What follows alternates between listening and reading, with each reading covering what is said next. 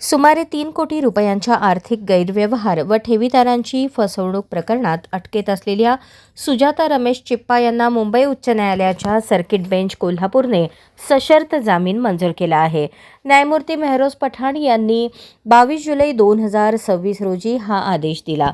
Jail Road police Thane Solapur येथे अंतर्गत रमेश अंबादास चिप्पा आणि सुजाता रमेश चिप्पा यांच्याविरुद्ध भारतीय दंड संहिता कलम 406, 420, 34 तसेच महाराष्ट्र ठेवीदारांच्या हितसंबंध संरक्षण अधिनियम कलम 3 अन्वये 5 जुलै 2024 रोजी गुन्हा दाखल करण्यात आला होता. फिर्यादीनुसार श्री ओम साई फायनान्सच्या माध्यमातून गुंतवणूकदारांना अधिक परताव्याचे आमिष दाखवून ठेवी स्वीकारण्यात आल्या. त्यानंतर 131 गुंतवणूकदारांची सुमारे 2.69 कोटी रुपयांची फसवणूक केल्याचा आरोप करण्यात आला आहे. या प्रकरणात सुजाता रमेश चिप्पा यांना 10 ऑक्टोबर 2025 रोजी अटक करण्यात आली होती. त्यानंतर त्यांनी मुंबई उच्च न्यायालय सर्किट बेंच कोल्हापूर येथे जामिनासाठी अर्ज दाखल केला. आरोपीतर्फे असा युक्तिवाद करण्यात आला की सुजाता चिप्पा या केवळ मुख्य आरोपी रमेश चिप्पा यांच्या पत्नी असल्यामुळे त्यांना गुन्ह्यात गोवण्यात आले आहे.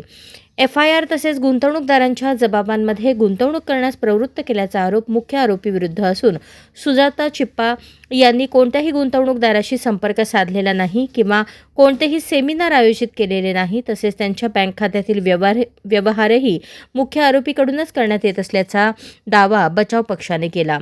सरकार पक्षाने जामिनास विरोध केला. मात्र दोन्ही बाजूंचे युक्तिवाद विचारात घेऊन न्यायालयाने आरोपी सुजाता रमेश चिप्पा यांना सशर्त जामीन मंजूर केला.